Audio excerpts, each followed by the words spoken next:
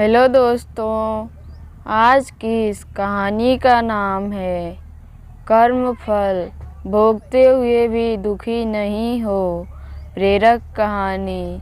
एक राजा बड़ा धर्मात्मा, न्यायकारी और परमेश्वर का भक्त था। उसने ठाकुर जी का मंदिर बनवाया और एक ब्राह्मण को उसका पुजारी नियुक्त किया। वह ब्राह्मण बड़ा सदाचारी, धर्मात्मा और संतोषी था। वह राजा से कभी कोई याचना नहीं करता था। राजा भी उसके स्वभाव पर बहुत प्रसन्न था। उसे राजा के मंदिर में पूजा करते हुए 20 वर्ष गुजर गए। उसने कभी भी राजा से किसी प्रकार से का कोई प्रश्न नहीं किया। राजा के यहाँ एक लड़का पैदा हुआ। राजा ने उसे पढ़ा लिखा कर विद्वान बनाया और बड़ा होने पर उसकी शादी एक सुंदर कन्या के साथ करा दी। शादी करके जिस दिन राजकुमार राजमहल में आए, वह इधर उधर घूमने लगी। जब अपने पति के पलंग के पास आई तो क्या देखती है कि हीरे जवाहरात जड़ित तलवार पड़ी है। जब उस राजकन्या ने देखने के लिए वह तलवार म्यान में से बाहर निकाली, तब तीक्ष्ण धार वाली और बिजली के समान प्रकाश वाली तलवार देखकर वो डर गई। वह डर के मारे उसके हाथ से तलवार गिर पड़ी और राजकुमार की गर्दन पर जा लगी। राजकुमार का सिर कट गया और वह मर गया। राजकन्या पति के मरने का बहुत शोक करने लगी।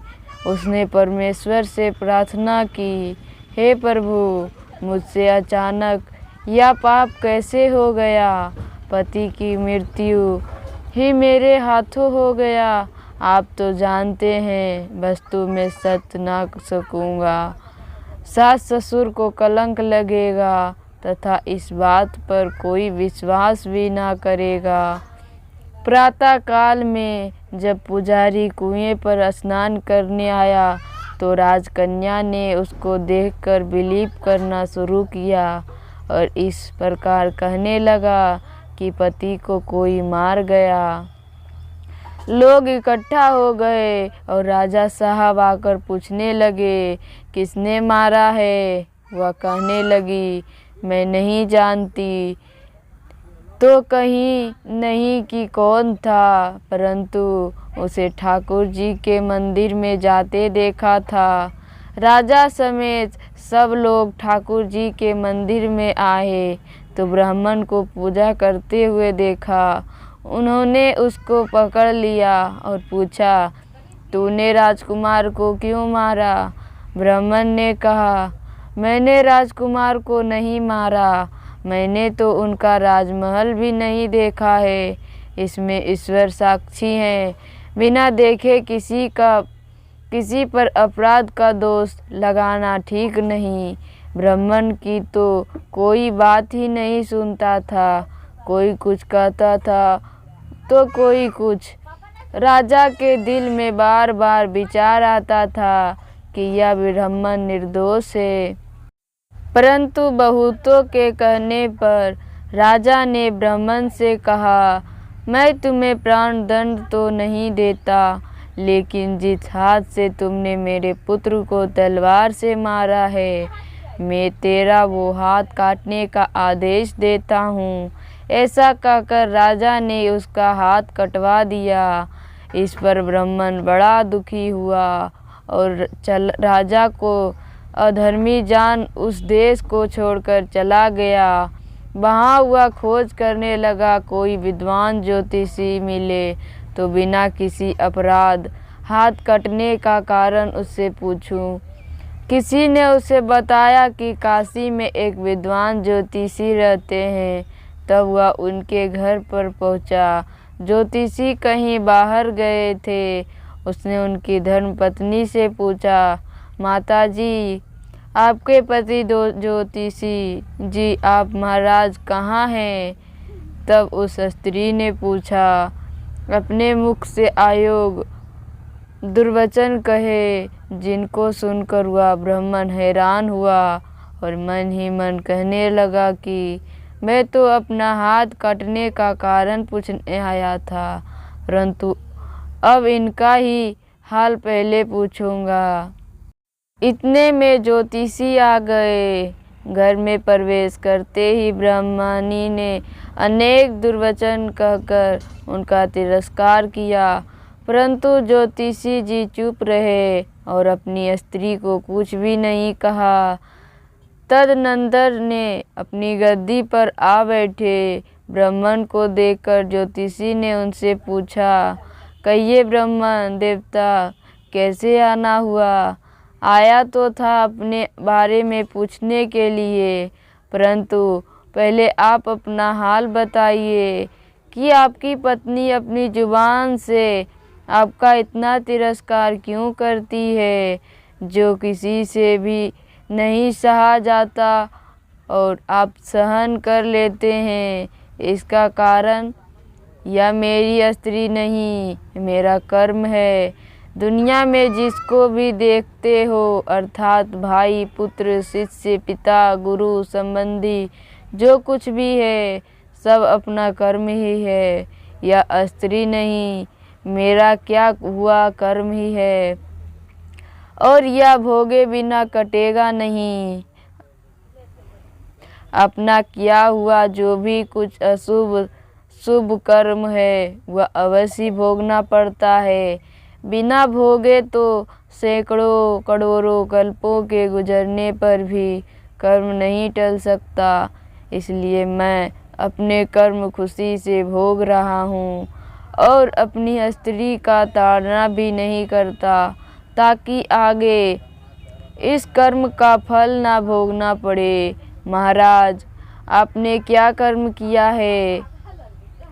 सुनिए, पूर्ण जन्म में मैं कौआ था और मेरी स्त्री गधी थी। इसकी पीठ पर फोड़ा था। फोड़े की पीड़ा से यह बड़ी दुखी थी और कमज़ोर भी हो गई थी। मेरा स्वभाव बड़ा दुष्ट था, इसलिए मैं इसके फोड़े में चोंच मारकर इसे ज़्यादा दुखी करता था। जब दर्द के कारण यह कूदती थी तो इसकी फजीहत देखकर मैं खुश होता था। मेरे डर के कारण यह सहसा बाहर नहीं निकलती थी, किंतु मैं इसको ढूंढता फिरता था। यह जहाँ मिले वहीं इसे दुखी करता था। आखिर मेरा द्वारा बहुत सताए जाने पर होकर यह गांव से 10-12 मील दूर जंगल में चली गई। वहाँ गंगा जी के किनारे सघन वन में हरा हरा घास खाकर और मेरी चोटों से बचकर खुश पूर्वक रहने लगी। लेकिन मैं इसके बिना नहीं रह सकता था। इसको ढूंढते ढूंढते मैं उसी वन में जा पहुंचा और वहां इसे देखते ही मैं इसकी पीठ पर जोर से चोंच मारी तो मेरी चोंच इसकी हड्डी में चुभ गई। इस पर इसने अनेक प्रयास किए, फिर भी चोंच ना छूटी। मैंने भी चोंच निकालने का बड़ा प्रयत्न किया, मगर ना निकली। पानी के मय से ही यह दुष्ट मुझे छोड़ेगा, ऐसा सोचकर यह गंगा जी में प्रवेश कर गई, परंतु वहाँ भी अपनी चोंच निकाल ना पाया। आखिर में यह बड़े प्रवाह में प्रवेश कर गई। गंगा का प्रवाह तेज होने के कारण हम दोनों बह गए और बीच में ही मर गए।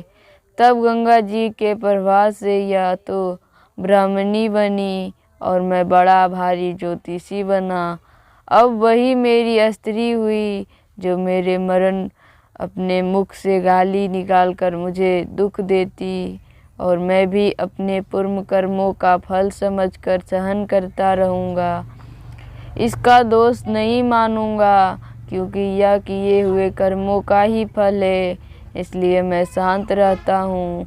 आप अपना प्रश्न पूछो। ब्राह्मण ने अपना सब समाचार सुनाया और पूछा। अधर्मी पापी राजा ने मुझे निरपराध का हाथ क्यों कटवाया। ज्योतिषी राजा ने आपका हाथ नहीं कटवाया, आपके कर्म ने ही आपका हाथ कटवाया है। किस प्रकार? पूर्ण जन्म में आप एक तपस्वी थे और राजकन्या गो थी तथा राजकुमार कसाई था। वह कसाई जब गौ को मारने लगा तब गौ बेचारी जान बचाकर आपके सामने से जंगल में भाग गई। पीछे से कसाई आया और आपसे पूछा कि इधर कोई गाय आई तो नहीं गया था। आपने प्रण कर रखा था कि झूठ नहीं बोलूँगा, अतः जिस तरफ गौ गई थी उस तरफ आपने हाथ से इशारा किया तो उस कसाई ने जाकर गौ को मार डाला। गंगा के किनारे वह उसकी चमड़ी निकाल रहा था। इतने में ही जंगल से शेर आया और गौ एवं कसाई दोनों को खाकर गंगा जी के किनारे ही उनकी हड्डियां उसमें बह गई। गंगा जी के प्राप्त से कसाई को राजकुमार और गौ को राजकन्या का जन्म मिला एवं पूर्व जन्म के किए हुए उस कर्म ने एक रात्रि के लिए उन दोनों को इकट्ठा किया। क्योंकि कसाई ने गौ को हंसिए से मारा था, इसी कारण राजकन्या के हाथों अनायास की ही तलवार गिरने से राजकुमार का सिर कट गया और वह मर गया। इस तरह अपना फल देखकर कर्म निवृत्त हो गया। तुमने जो हाथ का इशारा रूप कर्म में किया था उस पाप कर्म ने तुम्हारा हाथ कटवा दिया है। इसमें तुम्हारा ही दोष है, किसी अन्य का नहीं। ऐसा निश्चित कर सुखपूर्वक रहो। कर्म फल का भोग टलता नहीं। कितना सहज है ज्ञान संयुक्त जीवन। यदि हम इस कर्म सिद्धांत को मान ले और जान ले तो पूर्वकृत घोर से घोर कर्म का फल भोगते हुए भी हम दुखी नहीं होंगे, बल्कि अपने चित्त की समता बनाए रखने में सफल होंगे। भगवान श्री कृष्ण इस समत्व के अभ्यास को ही समक्ति योग संबोधित करते हैं, जिसमें दृढ़ स्थिति प्राप्त होने पर मनुष्य कर्म बंधन से मुक्त हो जाता है। धन्यवाद।